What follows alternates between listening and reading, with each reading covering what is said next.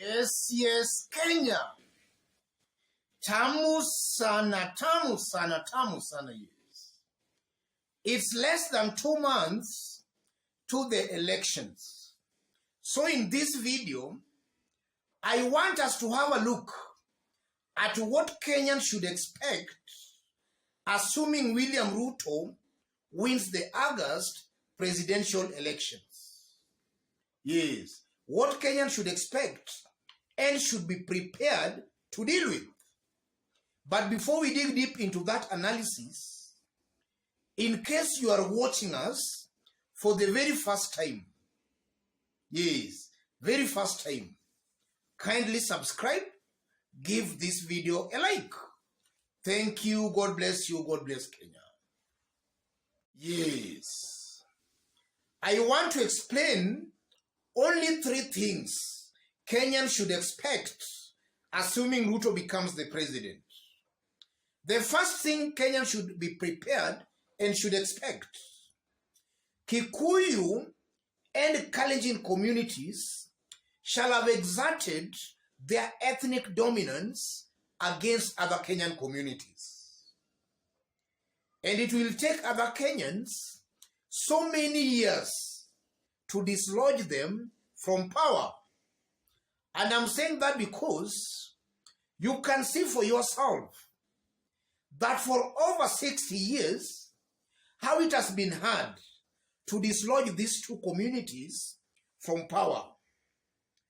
And assuming Ruto becomes the president, I'm seeing a situation where Raila Odinga will die politically. He will permanently die politically. And if you look at Raila Molo Odinga, Raila comes out as the only leader since independence who has been able to actually galvanize support across the country without being in government.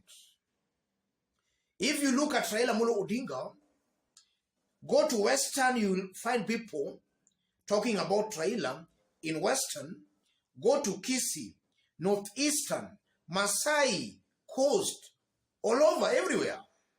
Kenyans are talking about Raila Molo Odinga. So if Ruto wins this year's presidential elections, I'm seeing Raila's political career going to end permanently. So it will take Kenyans so many years to get another leader in the make of Raila Molo Odinga. Yes.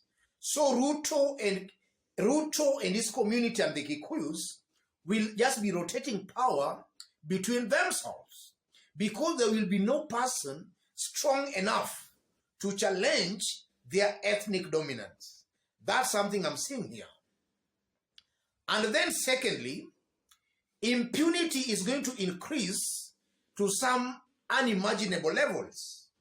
When I talk about impunity, I'm talking about corruption, I'm talking about police brutality, I'm talking about lack of media or press freedom, and I'm talking of such kind of stuff.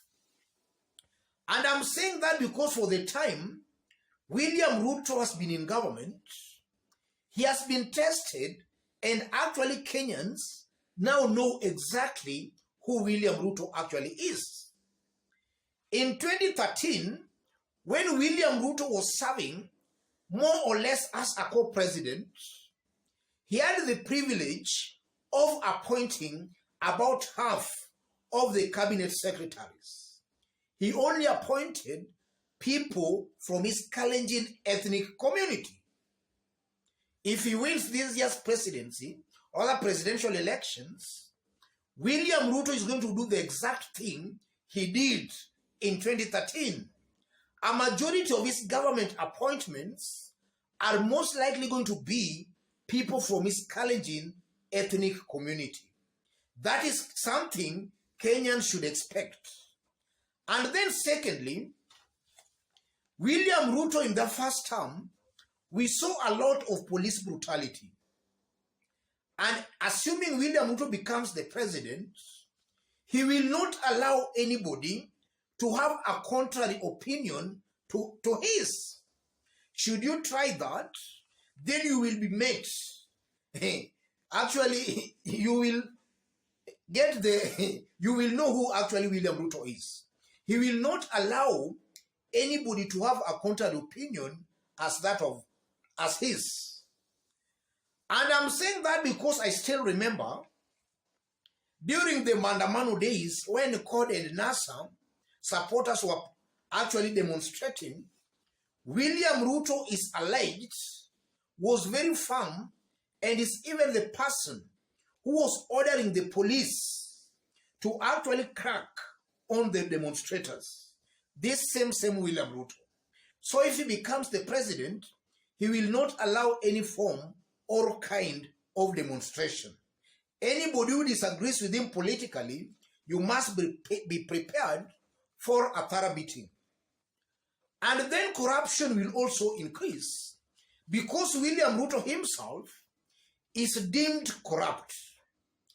And we have seen William Ruto in the past actually defending corruption.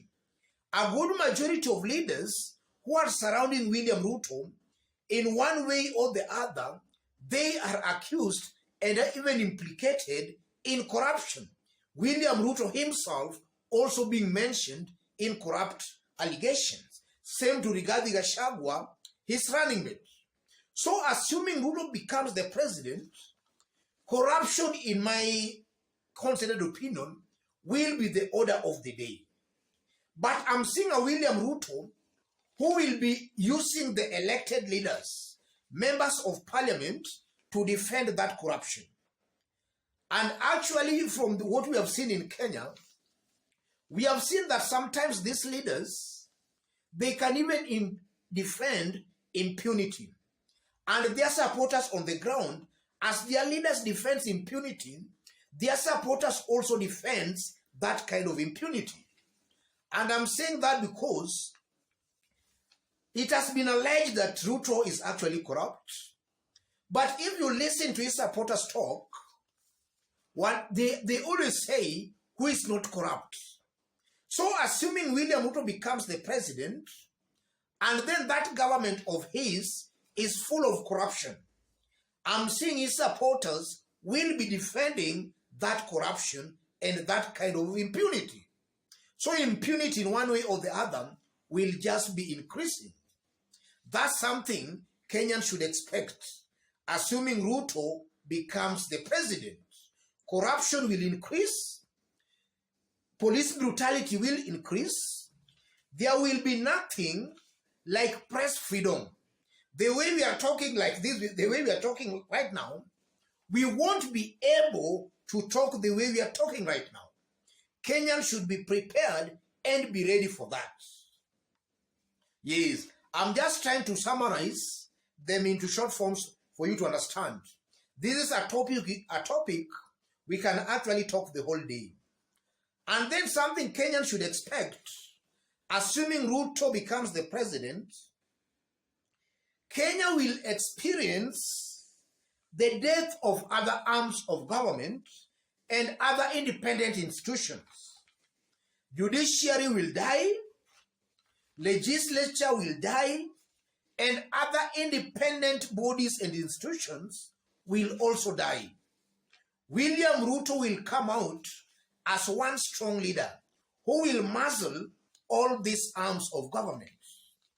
Ruto will be the legislature, he will be the judiciary, and he will be these other independent institutions. His word will actually be final, and none of these arms of government will be able to question William Ruto. Those are just some of a few things Kenyans should expect, assuming Ruto becomes the president.